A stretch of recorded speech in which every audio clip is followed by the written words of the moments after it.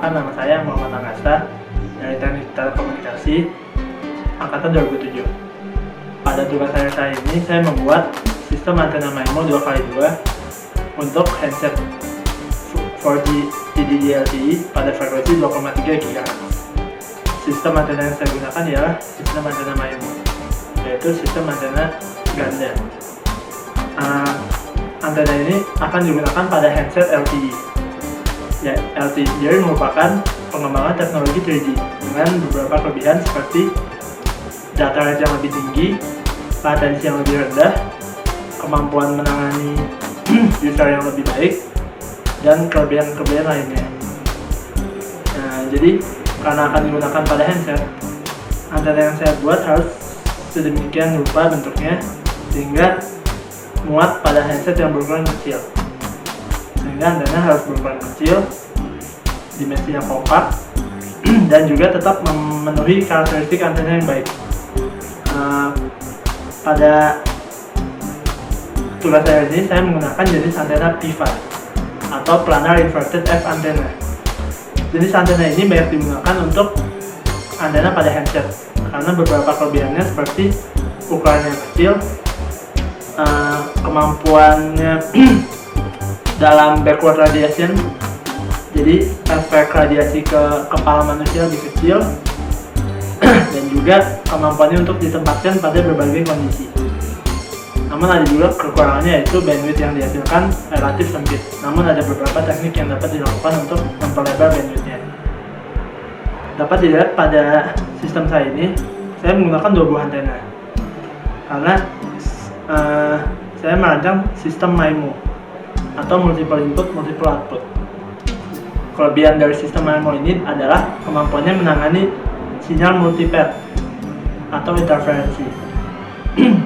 Dan juga secara teoritis, dengan sinyal processing yang baik, dengan adanya 2 buah antena ini, data rate sebuah sistem bisa meningkat hingga 2 kali lipat.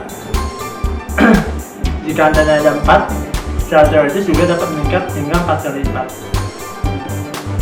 Dalam merancang sistem ini, beberapa hal yang menjadi pertimbangan ialah dimensi masing-masing antena. Dimensi masing-masing antena harus sekecil mungkin. Pada antena saya, dimensi keseluruhan ialah 11 mili kali 7 mili. Lalu, pertimbangan kedua ialah jarak antara antena. Karena agar sistem MIMO ini bekerja dengan baik, jarak antara antena minimal harus sebesar lambda per 4. Lalu yang ketiga ialah orientasi masing-masing antena. Dapat dilihat pada TA ini, masing-masing antena memiliki orientasi yang berlawanan seperti ini. Orientasi ini yang menghasilkan hasil paling baik. Lalu ya, dengan antena ini diharapkan di masa depan handset untuk LTE dapat berukuran semakin kompak dan kecil, namun tetap mempunyai karakteristik antena yang baik seperti return loss, bandwidth, coupling antar antena, dan juga koefisien korelasi. Dalam hal koefisien korelasi merupakan karakteristik penting dari sistem antena MIMO, di mana nilainya harus kecil mungkin hingga mendekati 0.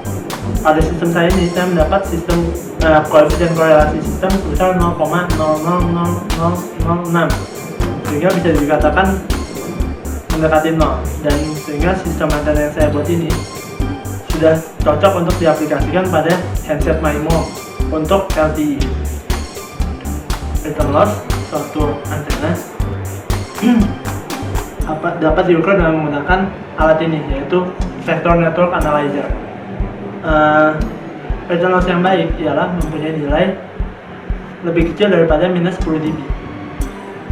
Dapat dilihat pada antena saya, return loss yang dapat sudah di bawah minus 10 dB, sekitar minus 15. Dan ini sudah cukup untuk sebuah sistem antena yang baik.